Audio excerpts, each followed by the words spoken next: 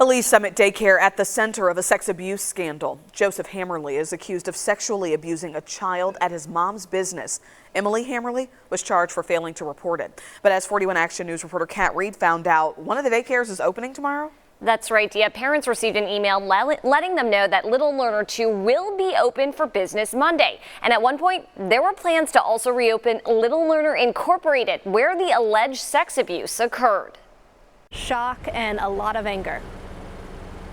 I might have punched my pillow a few times. It was the reaction one mom had when she learned why her daughter's daycare had been closed. The owner's son is accused of sexually abusing a little girl at his mom's other daycare location. After the mugshots came out and such, I did have to have that difficult conversation with my older daughter, asking her if she'd ever seen Joseph. Like other parents we interviewed about the situation, this mom wanted to remain anonymous so her daughter won't be identified. Her child and other parents we spoke with said Joseph also worked at Little Learner 2. Just heart-wrenching, because you'd never have to expect to have that conversation with a 5-year-old. On Friday night, Little Learner 2 parents received an email letting them know these doors would reopen Monday. I just didn't even know what to say. I was like, how? The email from Little Learner 2 says, "We are working closely with licensing to provide a safe environment for our students. We are very sorry for the temporary closing. We know it has caused a great deal of stress and inconvenience." 41 Action News learned the same email went out to families whose children go to Little Learner, where the alleged sex abuse occurred.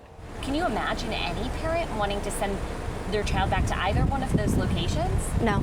A second email went out Sunday afternoon, letting parents at Little Learner know the facility actually won't reopen Monday, but parents can pick up their children's belongings between 4:30 and 6.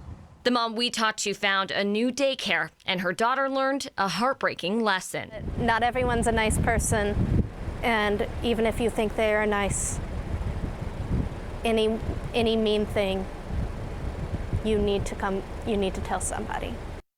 And Dia, we tried to speak with Emily Hammerly. We stopped by her house this afternoon, but we're told she wasn't available. We can tell you that we called the Jackson County Jail and she's not there tonight. And while it seems Little Learner 2 is on track to open tomorrow, Hammerly and her son are not allowed to have contact with kids under the age of 17. That's one of the conditions of their bond. Dia? All right, thanks, Kat. We spoke with a former Little Learner employee who quit last week. That former staff member said many other employees do not plan to return this week.